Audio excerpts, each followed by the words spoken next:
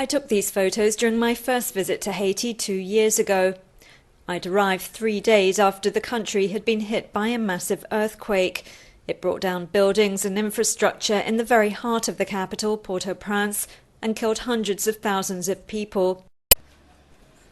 2 years on, much of the rubble has been cleared, but the destruction is still evident. The presidential palace is in ruins.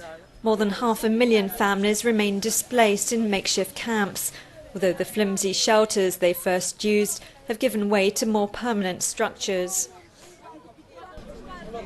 This is my first time back to the neighborhood of Bayajo in Kafafay, and it was an area that really struck me when I came here 2 years ago.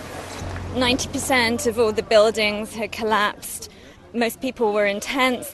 It was really a scene of absolute devastation. So I was very keen to come back here to see what had changed. A lot of the rubble has been moved away. People have been given some materials to build temporary shelters. The schools have reopened.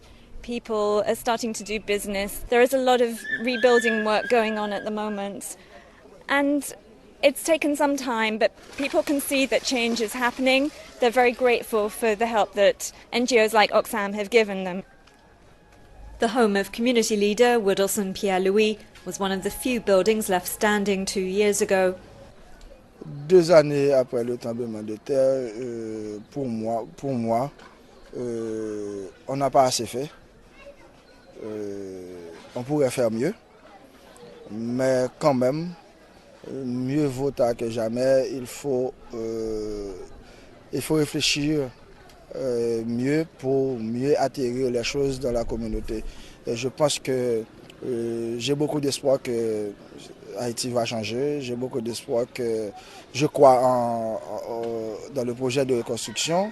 Je pense que je compte aussi sur la bonne volonté des 2 amis internationaux et la bonne volonté du gouvernement. Il nous reste aussi, nous autres comme société civile, nous autres comme acteurs de développement, nous autres comme population, à offrir notre collaboration pour concrétiser ce rêve. I first met Margaret Ulysse when she was living outdoors in a tent with her husband and daughter Soraya. She'd given birth to a baby girl, Neka, 2 days after the quake. She's now pregnant with her 3rd child and has moved into a temporary shelter.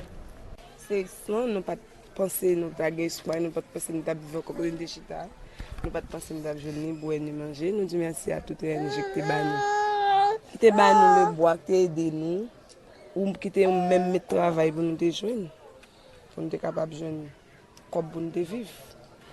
Nous disons merci à toute ONG pour tout ça qu'ils fait, c'est à continuer à faire. Et le gouvernement et nous-mêmes tout, et nous tous qui pour mettre tête ensemble pour nous changer la situation, le gouvernement n'est pas capable de changer la situation. S'il veut nous pas besoin, ça va pas besoin changer. C'est nous tous ensemble qui vous dit, on met tête nous ensemble. Nous faisons réconciliation et puis nous changer le pays.